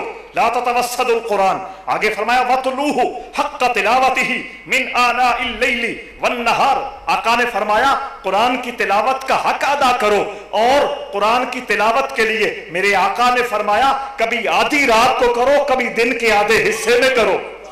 من آناء اللیل والنہار، کبھی رات کی تاریکی میں، رات کے آدھے وقت میں کرو، اور کبھی دن میں، یعنی سورج جب ڈھل رہا ہو اس وقت قرآن کی تلاوت کرو۔ وَافْشُوهُ، آگے سنو، آقا فرماتے ہیں صرف تلاوت کر کے نیکیوں کے خزانے اکٹھے نہ کرتے رہو، وَافْشُوهُ، اس قرآن کا پیغام عام کرتے رہو۔ پھر چوتھی بار مبارک دوں یا نہ دوں کہ آپ یہی عمل کر رہے ہیں، آپ یہی کمال کا کام کر رہے ہیں۔ آقا نے فرمایا قرآن کا پیغام آگے پہنچاؤ، کائنات کے آخری حصے تک قرآن کی ابدی تعلیمات کا نور پہنچاؤ، اور یہی اس چیلنج کا مقابلہ ہے، یہی اسی بے حرمتی کا مقابلہ ہے، یہی اس بے توقیری کا مقابلہ ہے جو آپ کر رہے ہیں۔ آقا نے فرمایا وَافْشُوهُ، قرآن کا پیغام عام کرو، اور آگے فرمایا وَتَغَنُّوهُ، قرآن کو سونا پڑھو۔ ہمارا ہاتھ اہل سنت و جماعت کا اس معاملے میں خاصا کمزور واقعہ ہوا ہے، اور یہ مطالبہ کسی کا نہیں، خود میرے رسول کا ہے۔ اس حوالے سے ہمیں اور توجہ دینی ہوگی، اپنی امامت کے مسلوں پر اور اپنے بچوں کے اساتذہ کے حوالے سے اور زیادہ ہمیں توجہ دینی ہوگی کہ قرآن پڑھنے والے ایسے امام، ایسے اساتذہ ہمیں دستیاب ہوں، جب وہ قرآن پڑھ رہے ہوں تو یوں لگے یہ تو آپ کے شہر کی بات ہے نا۔ کسی نے کیا کہا تھا تیرے ضمیر پہ جب تک نہ ہو نزول کتاب، اقبال نے کہا تھا نا تیرے ضمیر پہ جب تک نہ ہو نزول کتاب، گرا کشا ہے نہ راضی نہ صاحب کشاف۔ امام راضی نے تفسیر لکھی ہے، کشاف نے تفسیر لکھی ہے، بغیر نقطے کے پوری تفسیر لکھ لی، ہزاروں صفحے تفسیر کے، اس کسی پہ ایک نقطہ نہیں ہے، سواطع الالہام نام میں بھی نقطہ نہیں ہے۔ اور اقبال کہتا ہے قرآن یوں پڑھ کہ جیسے قرآن تیرے سینے پہ اتر رہا ہے۔ وَتَدَبَّرُوا فِيهِ لَعَلَّكُمْ تُفْلِحُونَ، حضور نے فرمایا قرآن والو میں تمہیں کہہ رہا ہوں قرآن کو پیچھے نہ کرو، میں تمہیں کہہ رہا ہوں تلاوت کی کثرت کرو، میں تمہیں کہہ رہا ہوں قرآن کا پیغام کونے کونے تک پہنچاؤ، میں تمہیں کہہ رہا ہوں قرآن کو سونا پڑھو، غنا کے ساتھ پڑھو، لب و لہجے کے ساتھ پڑھو۔ حضرات عزیز وقار، میں آپ سے پوچھنا چاہتا ہوں قاری عبد الباسط کی تلاوت جب کہیں لگی ہوئی ہو دل کی دنیا میں انقلاب آتا ہے یا نہیں؟ اور مدینہ شریف مکہ مکرمہ کے قراء جب امامت کر رہے ہوں، بالخصوص سدیس جیسے اور حذیفی جیسے قراء جب قرآن کی تلاوت کر رہے ہوں، دل کی دنیا عرش بنتی ہے یا نہیں؟ یہ کیا ہے؟ یہ قرآن کا فیض ہے، یہ قرآن کا اعجاز ہے، اور حضور نے اس کی طرف توجہ دلائی ہے اور فرمایا وَتَدَبَّرُوا فِيهِ لَعَلَّكُمْ تُفْلِحُونَ۔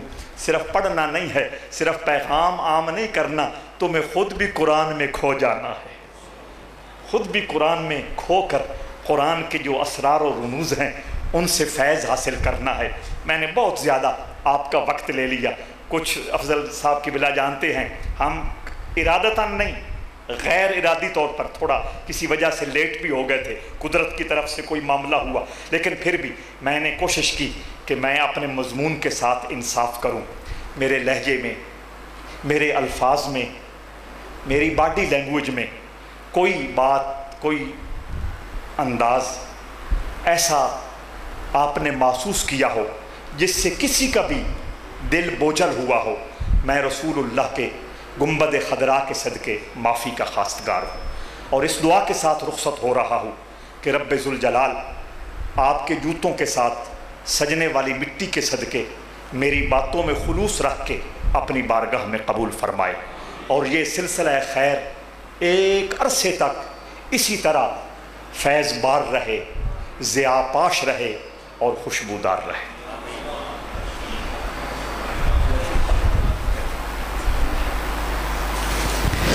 ماشاءاللہ، الحمدللہ، آج کی اس فہم قرآن کی، درس قرآن کی علمی، فکری اور تربیتی نشست میں وطن عزیز کی ممتاز علمی اور روحانی شخصیت زیب سجادہ آستانہ عالیہ موزم آباد شریف جناب محترم المقام پیر طریقت راہبر شریعت حضور خواجہ پیر محمد موزم الحق موزمی صاحب جی مجدہ ماشاءاللہ سورہ بقرہ کے حوالے سے ہمارے قلوب و اذہان کو متر و منور فرما رہے تھے۔ صدر مجلس جناب قبلہ صاحب ندا پیر سید الفضل شاہ صاحب، میں ان کی دعا سے پہلے آپ سب کا بھی شکریہ ادا کروں گا اور دعا کرتا ہوں کہ اللہ تعالی ہمارے ان اکابرین کو سلامت رکھے۔ قبلہ شاہ صاحب کی سرپرستی میں یہ ماشاءاللہ 14ویں نشست تھی جو کہ تسلسل کے ساتھ ماشاءاللہ ہمارے بزم ریاض اور مسجد انتظامیہ کے تمام بزرگ، اللہ تعالیٰ ان کو بھی سلامت رکھے۔ ہمارے خطیب اور امام علامہ حسن شاہ صاحب جو کوشش کاوش کرتے ہیں، اللہ تعالیٰ ان کی توفیقات میں بھی اضافہ فرمائے۔ یہ دعا سے پہلے خصوصی اعلان سماعت فرمائیں کہ ماشاءاللہ کہ آپ نے دیکھا کہ دو تین مہینے پہلے ماشاءاللہ ایک بڑی خوبصورت یہاں محفل حسن قرات کا اہتمام کیا گیا، جس میں سرزمین مصر سے ماشاءاللہ قاری تشریف لائے، چونکہ انتظامیہ بھی خواہش تھی، بہت سے دوستوں کی بھی، اور مجھے بھی کافی دفعہ انہوں نے عرض کیا کہ حضور سیدی صاحب صاحب پیر سید الفضل شاہ صاحب زیدہ مجدہ آپ کا بھی یہاں درس قرآن یا خطاب کا کوئی پروگرام مرتب کیا جائے، تو اس میں ہماری انتظامیہ نے، عثمان صاحب نے، دیگر نے، ایک بڑی خوشخبری ہے ہم سب کے لیے کہ اگلے ماہ جو ہے وہ 23 سپتمبر بروز ہفتہ بعد از نماز عشاء ماشاءاللہ اسی مسجد میں بزم ریاض اور ہماری مسجد انتظامیہ کے بزرگ انہوں نے عظیم و شان انٹرنیشنل محفل حسن قرات کا اہتمام کیا ہے، اس ہماری مرکزی جامع مسجد چودھری میں، جو کہ حضور صاحب صاحب کی زیر صدارت اور آپ کا خصوصی خطاب ہوگا، اور اس میں 3 عظیم القراء حضرات جو ہیں افغانستان سے اور 2 سرزمین مصر سے یہ یہاں تشریف لائیں گے، اور انشاءاللہ تعالی ہمارے قلوب و اذہان کو تلاوت قرآن مجید سے مستفید فرمائیں گے۔ آپ سب کو بہت مبارک ہے، آپ تشریف میں لائیے گا انشاءاللہ تعالی۔ اس کے بعد تسلسل کے ساتھ ہمارے یہ بزرگ تشریف لا کر ہمارے جو مضامین ہیں قرآن مجید کے ان کو تکمیل تک لے کے جائیں گے۔ میں بہت شکر گزار ہوں آپ صاحب احباب کا، اور قبلہ صاحب صاحب کی خدمت میں ملتمس ہوں کہ آپ خصوصی دعاؤں سے سب کو نوازیں۔ اللہم صلی علی سیدنا مولانا محمد وعلی آل سیدنا مولانا محمد واصحاب سیدنا مولانا محمد مبارک وسلم علیہ مولایا صلی وسلم دائما ابدا علی حبیبک خیر الخلق کلہم هو الحبیب الذی ترجى شفاعته لکل حول من الاحوال مقتحمی۔ پروردگار عالم اس محفل پاک کو اپنی بارگاہ میں قبول فرما۔ قبلہ پیر صاحب نے جو سورہ البقرہ کی خوبصورت تفسیر فرمائی ہے، یا اللہ ہم سب کو قرآن پاک سمجھنے، اس پر عمل کرنے کی توفیق عطا فرما۔ قبلہ کے علم عمل میں اور برکتیں پیدا فرما۔ یا اللہ جو اس محفل پاک کا ماہانہ درس قرآن پاک کا اہتمام کرتے ہیں، تعاون کرتے ہیں، سب کو جزائے خیر عطا فرما۔ یا رب العالمین ہم سب کو حضور علیہ الصلوۃ والسلام کی سچی محبت اتباع عطا فرما۔ آپ کی آل پاک، آپ کے صحابہ کرام کی محبت الفت عطا فرما۔ یا اللہ بیماروں کو شفا عطا فرما، جتنے بھی ہمارے مرحومین ہیں سب کی بخشش فرما۔ قبلہ علامہ یعقوب صاحب، جناب ریاض حسین چودھری صاحب، سب کو جنت الفردوس میں اعلیٰ مقام عطا فرما۔ یا اللہ ملک پاکستان کی خیر فرما، ہر قسم کے اندرونی بیرونی خلفشار سے، دہشت گردی سے، بد امنی سے محفوظ فرما۔ کشمیر فلسطین کے مسلمانوں کو آزادی عطا فرما۔ ربنا تقبل منا انک انت السمیع العلیم وتب علینا انک انت التواب الرحیم، وصلی اللہ تعالی خیر خلقہ محمد وآلہ وصحبہ یا رحمۃ۔